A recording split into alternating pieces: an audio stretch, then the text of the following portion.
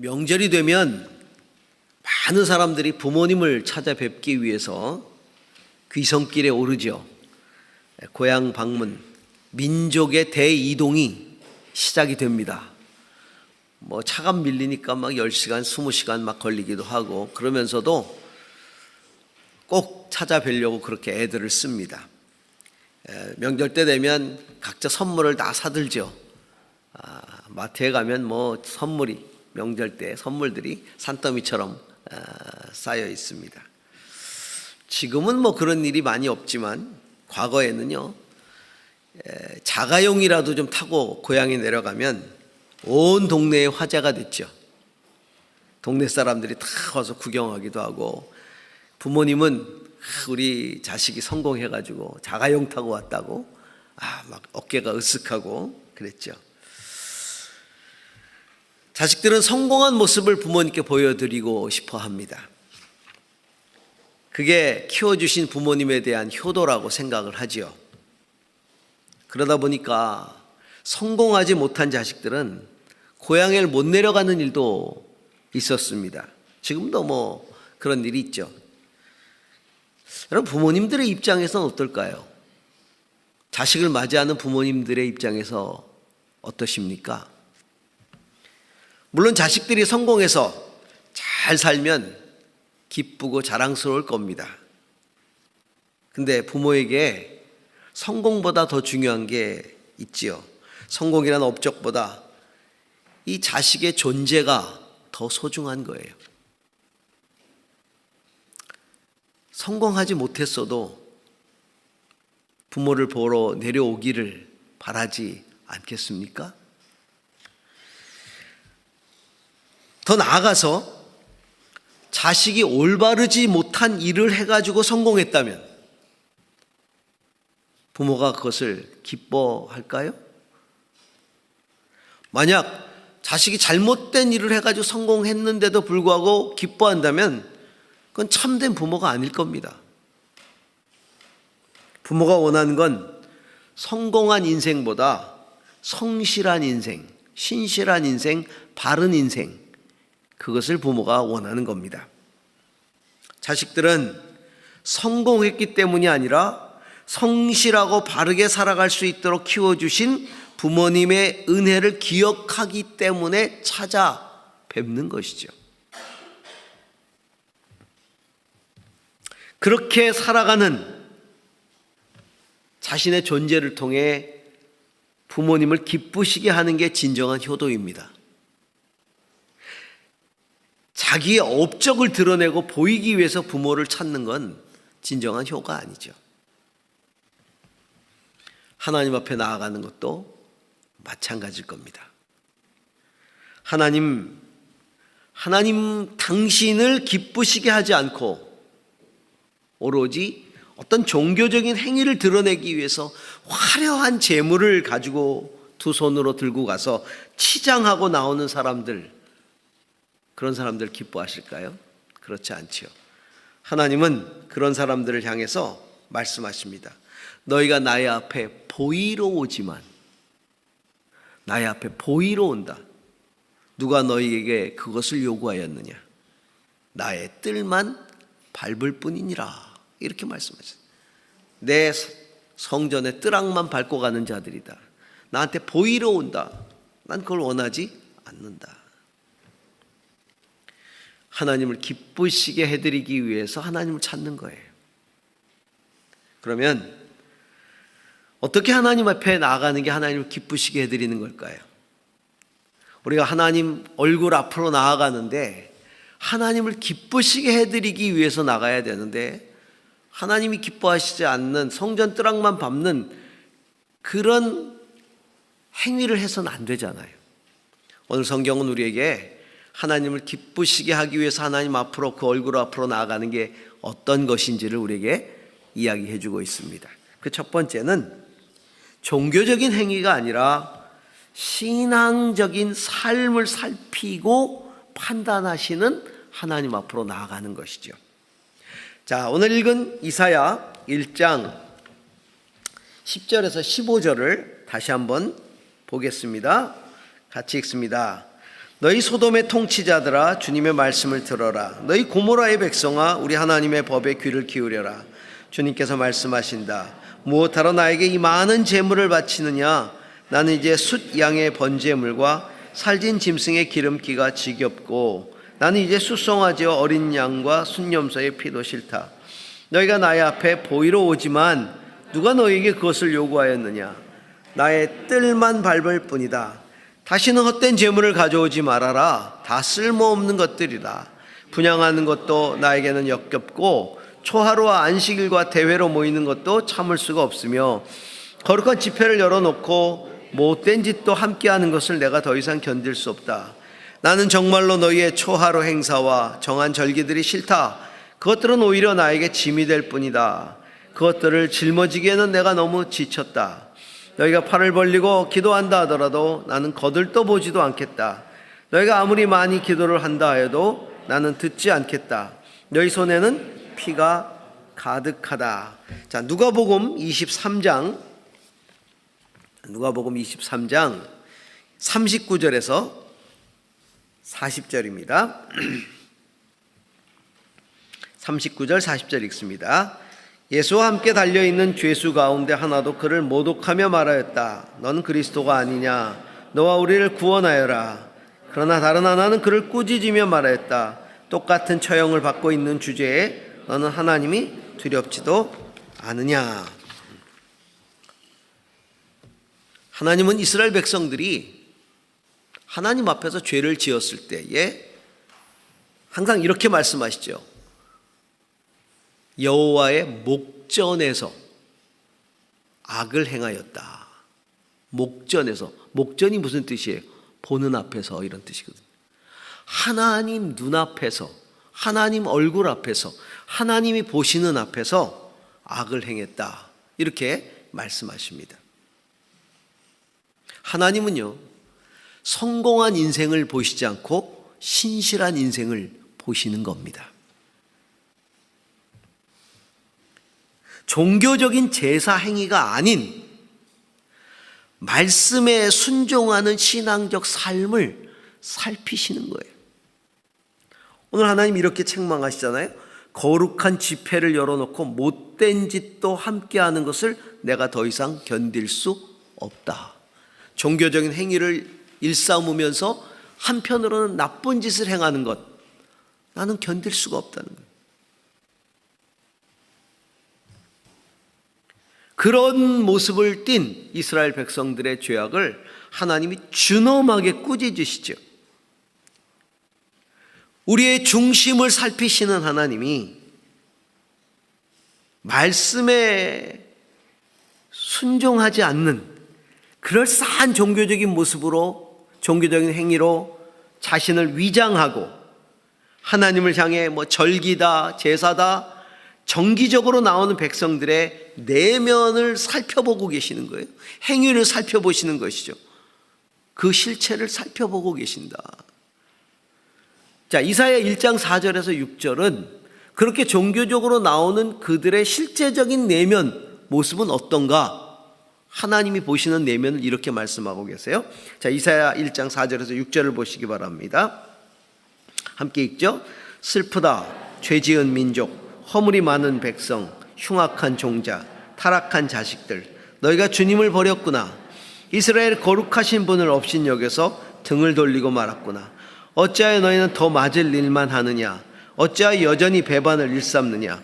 머리는 온통 상처 투성이고 속은 온통 골병이 들었으며 발바닥에서 정수리까지 성한 데가 없이 상처난 곳과 매맞은 곳과 또 새로 맞아 생긴 상처뿐인데도 그것을 짜내지도 못하고 싸매지도 못하고 상처가 가라앉게 기름을 바르지도 못하였구나. 이게 하나님이 보시는 중심에 살피시는 모습이다. 종교적으로는 치장하고 절기를 지킨다고 화려한 제물들을 가지고 오지만 내가 너희를 살펴보니 상처투성이다. 예수님이 십자가에 달려 돌아가실 때 예수님 양쪽에 강도들이 함께 십자가에 달렸습니다.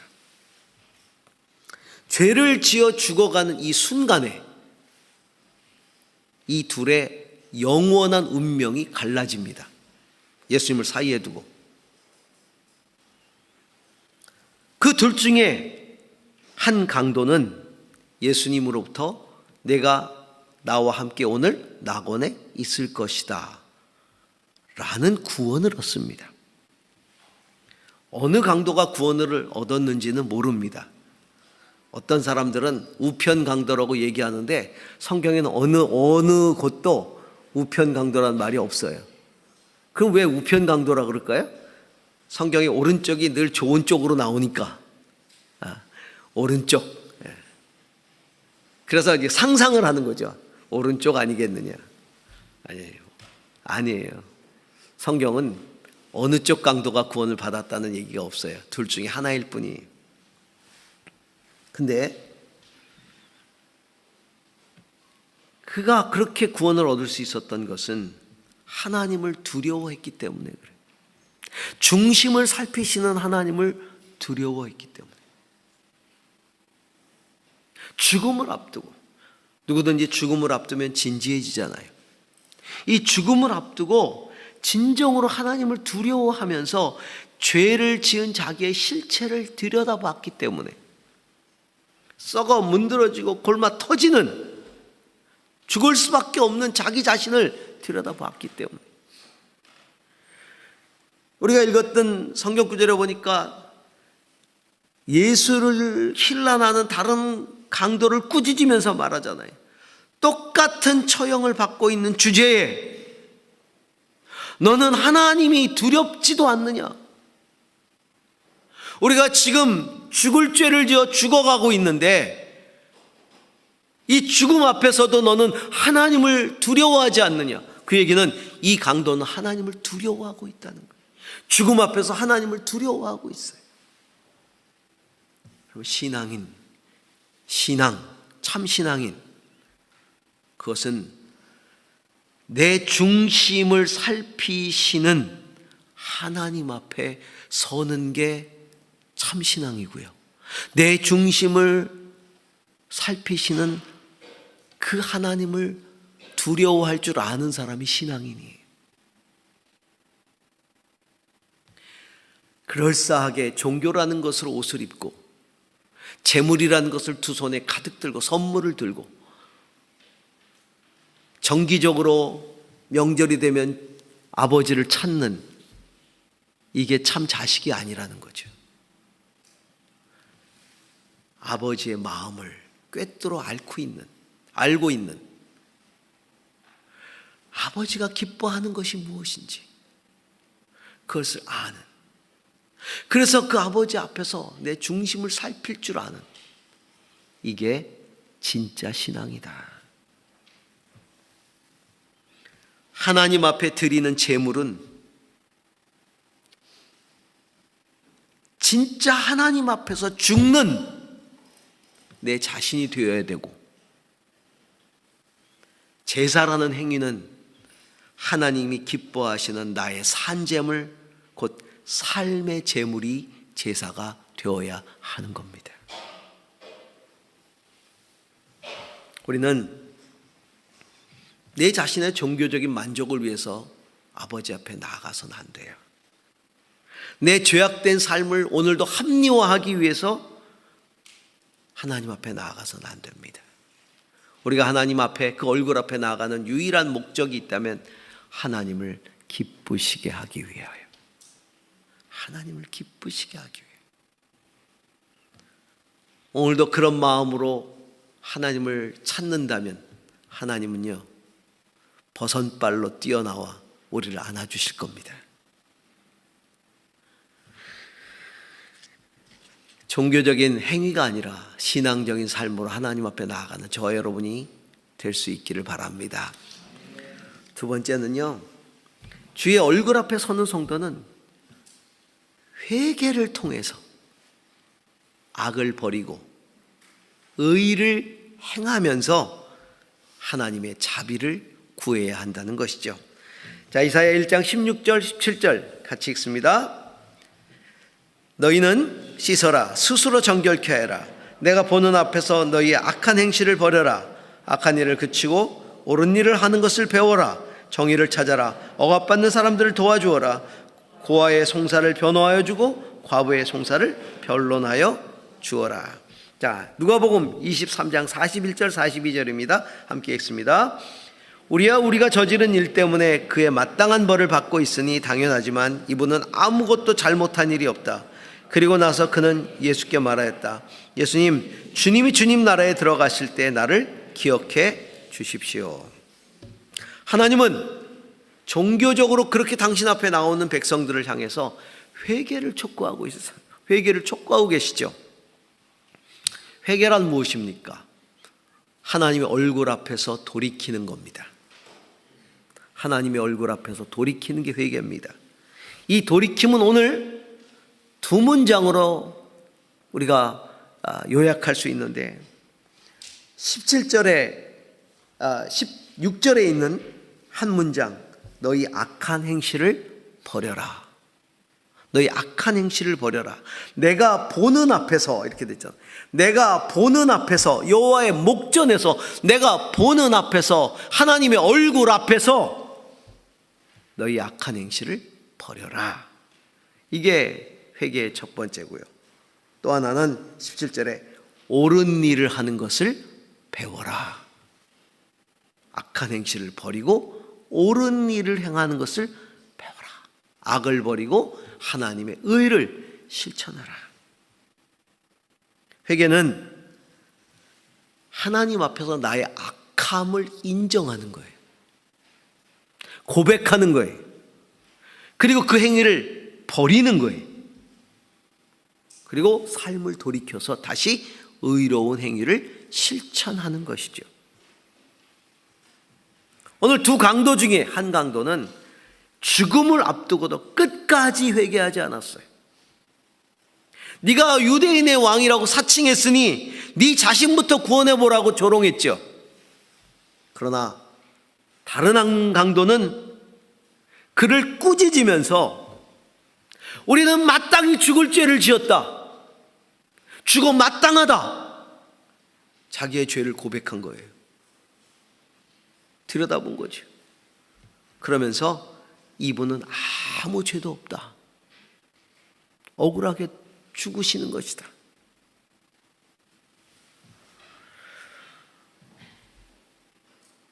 그리고 자기 영혼을 위탁하지 않습니까? 사람들은요, 이 강도가 십자가에서 얻은 이 긍휼, 네가 오늘 나와 함께 낙원에 있을 것이다, 굉장히 부당하게 생각해요. 아니, 이러실 수가 있습니까? 평생을 강도짓을 하고 살았는데 그 십자가에서 단 한마디 했다고 해서 어떻게 그를 낙원으로 이끌 수 있습니까? 이게 하나님의 공입니까? 이렇게 얘기하는 사람들이 있어요. 이 강도의 회개는요, 십자가에서 죽어가면서 할 수 있는 최고의 회개였고 돌이킴이었어요. 지금 자기하고 같이 달려있는 이 예수라는 이 존재가 사형수잖아요. 사형수. 자기하고 다를 바가 없는 존재잖아요. 그 당시에 십자가의 죽음은 극악무도한 이 폐역도당이 아니면 십자가에 안 죽어요.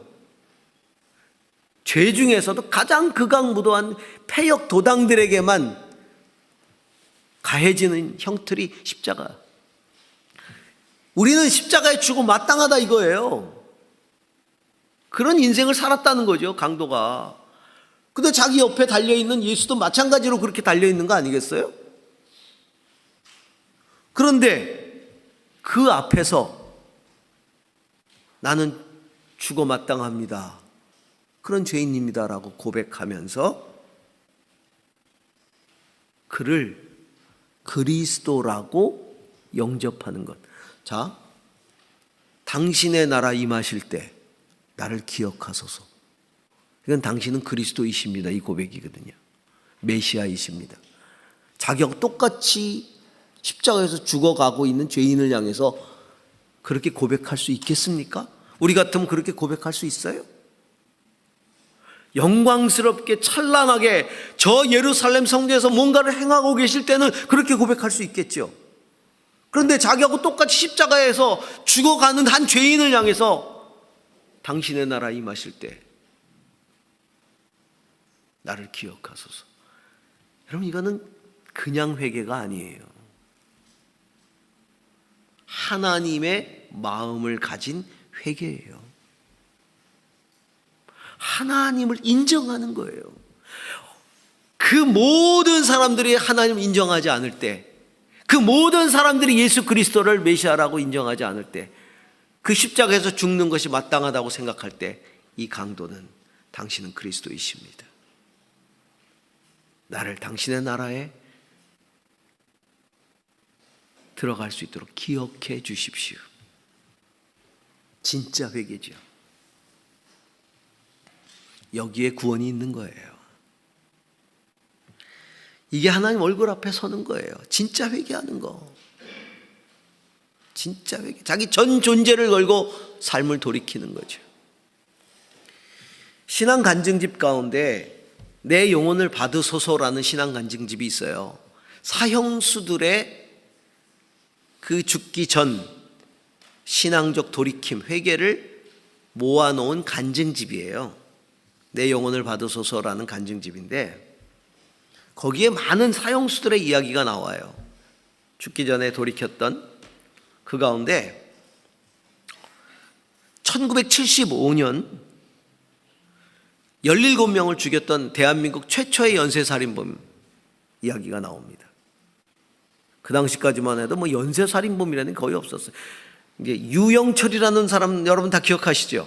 그 사람 이전에 그 사람이 나오기까지의 가장 많은 사람을 죽인 대한민국 최초의 연쇄살인범이에요. 김대두라는 사람이. 김대두. 진짜 잔혹하게 아이서부터 노인까지 죽였어요. 진짜 잔혹하게 죽였어요. 사형 선고를 받고 신속하게 사형이 집행됐어요. 그 당시에 사회적인 분위기가 너무 험악했어요.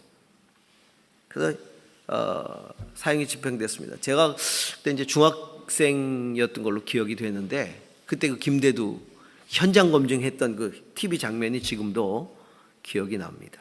웃으면서요. 실실 웃으면서 막 그렇게 현장 검증하고 그랬어요. 사형 집행 전에 마지막으로 할 말이 없는가라는 질문을 받았습니다. 근데 이 김대두가 사형 집행 전에 감옥에서 예수를 믿어요. 그리고 돌이킵니다. 그리고 수천 명에게 복음을 전했어요.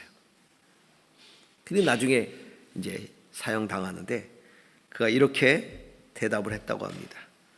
저는 이미 죽었어야 할 몸이지만 하나님께서 저를 불쌍히 여기셔서 주님을 믿고 구원받게 해주셨으니 감사할 뿐입니다. 저는 여러분과 영영 이별하는 것이 아니고 하늘나라에서 만날 겁니다. 목사님, 은혜 많이 받았습니다. 감사합니다. 그리고 그는 사형장에서 죽습니다. 그때 그 사형 집행할 때 같이 있었던 목사님께서 누가복음 23장 42절 43절 오늘 우리가 읽었던 그 구절이죠.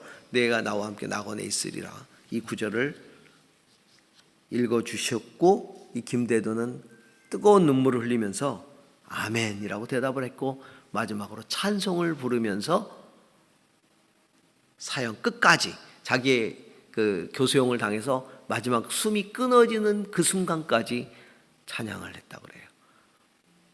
멀리 멀리 갔더니 처량하고 고나며 슬프고 또 외로워 정처 없이 다니니 예수 예수 내 주여 이제 내게 오셔서 그 찬양을 부르면서 마지막 숨을 거뒀다고 합니다. 이 김대두에게 복음을 전하고 믿음을 가지도록 했던 권사님이 계시는데 사형수들의 누님이라고 불리우는 분이에요. 김혜원 권사님이십니다. 이 김대두 사건이 계기가 돼서 그 다음부터 사형수들에게 계속해서 복음을 전했던 권사님이세요. 세문안교회 권사님이신데 이 권사님이 이렇게 김대두를 찾아가게 된 계기가 있다 그래요. 이 권사님이 주부 우울증이 와가지고 심하게 우울감에 시달려서 살 소망을 잃어버리고 무기력하게 살아가고 있을 때 누가 성경 공부를 나가보라고 추천을 합니다. 그래서 한 성경 공부를 젊은 전도사가 인도하는 성경 공부를 나갔는데 그 전도사 이름이 하용조예요. 하용조 전도사가 인도하는 그 성경 공부에 나갔어요. 그때 그 하용조 전도사가 도전을 합니다. 아무 희망도 없는 한 생명에게 정말 희망을 줄 수 있다면 그것보다 더 값진 인생이 어디 있겠느냐. 그 말에 도전을 받고 그 말에 정신이 번쩍 나가지고요.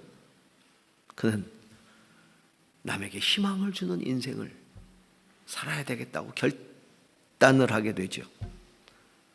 그리고는 TV에 나온 김대두를 보게 된 거예요.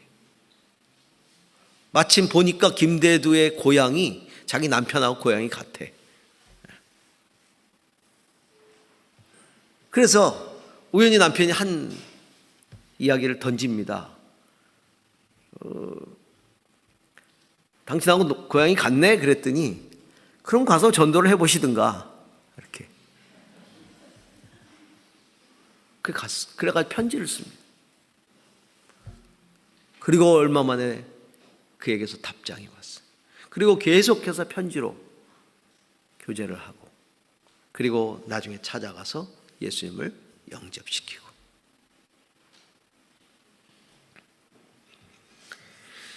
주의 얼굴을 구하는 자들은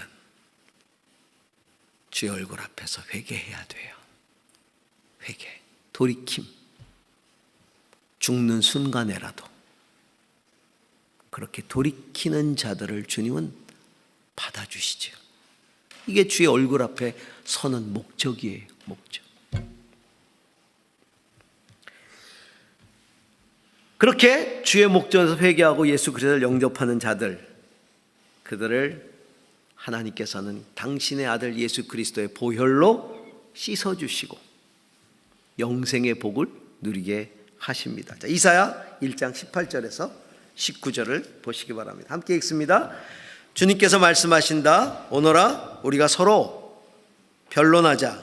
너희 죄가 주홍빛과 같다 하여도 눈과 같이 희어질 것이요 진홍빛과 같이 붉어도 양털과 같이 희어질 것이다. 너희가 기꺼이 하려는 마음으로 순종하면 땅에서 나는 가장 좋은 소산을 먹을 것이다. 자, 누가복음 23장 43절입니다. 함께 읽습니다. 예수께서 그에게 말씀하셨다. 내가 진정으로 너에게 말한다. 넌 오늘 나와 함께 낙원에 있을 것이다.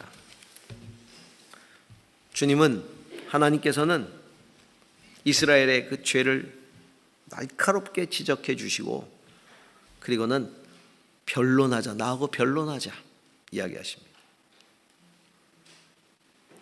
자, 여기서 우리가 상상하는 변론, 지금 하나님이 말씀하시는 거예요. 이스라엘 백성에게. 하나님은 변호사가 아니에요. 하나님은 재판관, 판사예요. 죄를 정하시는 분이에요. 그분이 변론하자. 그럼 판사가 이야기하는 죄에 대한 변론은 뭡니까? 마치 그런 거겠죠. 구형. 마치 검사가 구형하잖아요. 이런 많은 죄를 지었으니 검사가 죄를 쫙 늘어놓습니다. 그러니 징역 20년에 처해 주시기를 바랍니다. 이렇게 검사가 구형하잖아요. 근데 판사이신 하나님이 죄를 쫙 늘어놓으셨어요. 자, 변론에 우리 따져보자. 우리가 상상하는 건 그 다음에 그 죄값, 죄를 다 들춰내셨으니까.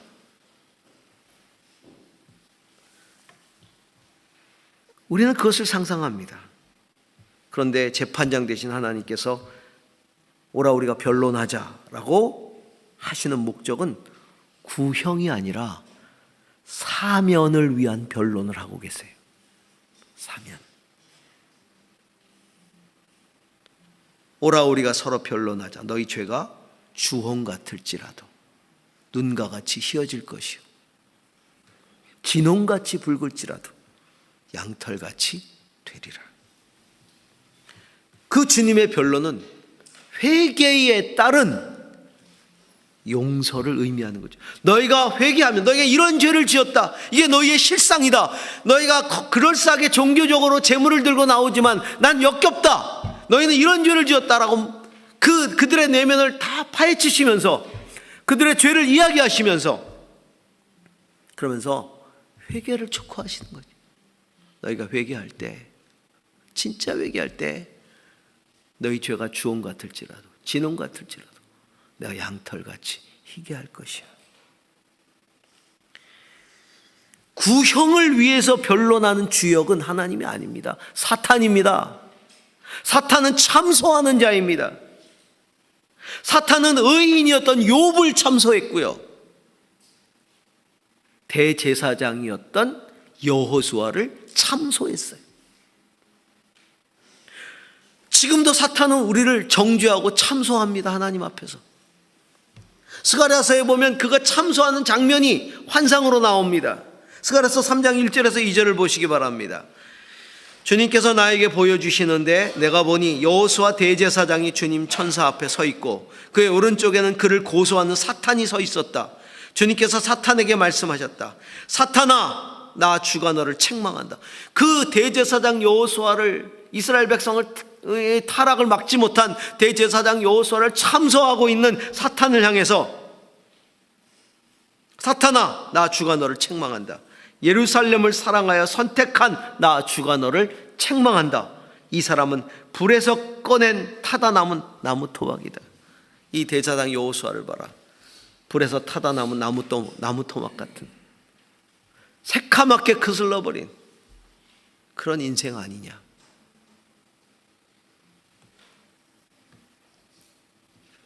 여러분, 하나님은 주홍빛 같고 진홍빛 같이 붉은 죄라도 회개하면 양털처럼 흰 눈처럼 깨끗하게 하실 것이라고 말씀하십니다. 그리고 이렇게 참소당한 제사장 여호수아에게 어떤 일을 행하십니까? 스가랴 3장 4절에서 5절을 보시기 바랍니다. 함께 읽습니다. 천사가 자기 앞에 서 있는 다른 천사들에게 그 사람이 입고 있는 냄새나는 더러운 옷을 벗기라고 이르고 나서 여호수아에게 말하였다. 보아라, 내가 너의 죄를 없애준다. 이제 너에게 거룩한 예식에 입는 옷을 입힌다. 그때 내가 그의 머리에 깨끗한 관을 씌워달라고 말하니 천사들이 그의 머리에 깨끗한 관을 씌우며 거룩한 예식에 입는 옷을 입혔다. 그동안 주님의 천사가 줄곧 곁에 서 있었다. 하나님이 천사를 통해서 그의 죄를 사하시고 더러운 옷을 다 벗기시고 그리고 거룩한 예복 입히시고, 스가랴가 관까지 씌워주세요 하니까 그에게 관을 씌우시는, 어떻게 이와 같이 하실까요? 그냥 죄를 묻고 하시는 걸까요? 아니죠. 회개와 믿음을 통해서 행하시는 하나님의 은혜인 것이죠. 회개한 강도를 보세요. 그는 회개를 하고 예수 그리스도를 그리스도로 영접하고, 그리고는 당신의 나라가 임할 때 나를 기억해 달라고 긍휼을 구합니다. 그때 예수님이 무엇을 선포하십니까? 누가복음 23장 43절에 예수께서 그에게 말씀하셨다. 내가 진정으로 네게 말한다. 너는 오늘 나와 함께 낙원에 있을 것이다. 회개하고 영접하는 자에게는 죄사함의 은총과 영생의 복이 주어집니다. 할렐루야. 디모데전서 2장 5절에서 6절에 이렇게 말하고 있어요. 함께 읽어봅니다. 하나님은 한 분이시오 하나님과 사람 사이의 중보자도 한 분이시니 그 사람이신 그리스도 예수이십니다. 그분은 모든 사람을 위해서 자기를 대속물로 내주셨습니다. 하나님은 꼭 적절한 때에 그 증거를 주셨습니다. 자, 요한일서 사도 요한은 뭐라고 말합니까? 1장 7절에서 9절에 그러나 하나님께서 빛 가운데 계신 것과 같이 우리가 빛 가운데 살아가면 우리는 서로 사귐을 가지게 되고 하나님의 아들 예수의 피가 우리를 모든 죄에서 깨끗하게 해주십니다. 우리가 죄가 없다고 말하면 우리는 자기를 속이는 것이요 진리가 우리 속에 없는 것입니다. 우리가 우리 죄를 자백하면 하나님 신실하시고 의로우신 분이셔서 우리의 죄를 용서하시고 모든 불의에서 우리를 깨끗하게 해주실 것입니다. 아멘. 우리 모두는 장차 먼 훗날 하나님 앞에 거룩한 예복을 입고 서야 할 것입니다. 그 옷은 그리스도의 보혈로 씻겨진 거룩한 예복이지요. 우리의 죄를 씻을 수 있는 그것은 예수 그리스도의 보혈밖에 없어요. 요한계시록 7장 13절에서 14절에 그 모습이 나와 있습니다. 그때 장로들 가운데 하나가 흰 두루마기를 입은 사람들을 누구며 또 어디서 왔습니까? 하고 나에게 물었습니다. 내가 장로님께서 잘 알고 계십니다 하고 대답했더니 그는 나에게 이렇게 말하였습니다. 이 사람들은 환난을 겪어낸 사람들입니다. 그들은 어린 양이 흘리신 피에 자기의 두루마기를 빨아서 희게 하였습니다. 어린 양 예수 그리스도의 보혈로 자기의 두루마기를 빨아서 희게 새카맣게 숫덩이가 되어버린 인생, 그 여호수아처럼 그가 새카맣게 숫덩이가 되지 않았느냐. 우리의 인생이 그렇지 않습니까? 세상사에 새카맣게 숫덩이가 되고 죄악으로 얼룩져 있고 그런 옷을 입고 있는 그 옷을 벗기시고 새 옷을 입히시는데 그것은 바로 어린 양의 보혈로 씻겨진 깨끗한 예복이 되겠지요. 먼 훗날만이 아니라 지금도 날마다 그리스도의 십자가 앞에 나가서 그 보혈로 정결함을 받고 주님 앞에 나올 때마다, 얼굴 앞에 나올 때마다 하나님이 기뻐하시는 우리의 삶의 제물을 드리십시다. 선물 사들고 아버지 앞에 나갈 것이 아니라 뭘 해서 성공했는지도 모르는 돈을 가지고 떵떵거리는 자가용을 타고 과시하듯 아버지 앞에 나가는 것이 아니라 신실한 나의 삶을 가지고, 그래요, 신실하게 살려고 하지만 어쩔 수 없어요. 우리가 죄를 지을 수밖에 없는 존재잖아요. 연약함. 그렇지만 그걸 가지고 그리스도의 십자가 앞에 나가서 다시 죄사함을 얻고 그 삶을 하나님 앞에 내어드릴 때 하나님은 그것을 기뻐 받으실 것입니다. 그렇게 주의 앞에 날마다 서는 저와 여러분이 될 수 있기를 주의 이름으로 축복합니다. 기도합시다. 하나님, 날마다 주의 얼굴 앞에 서되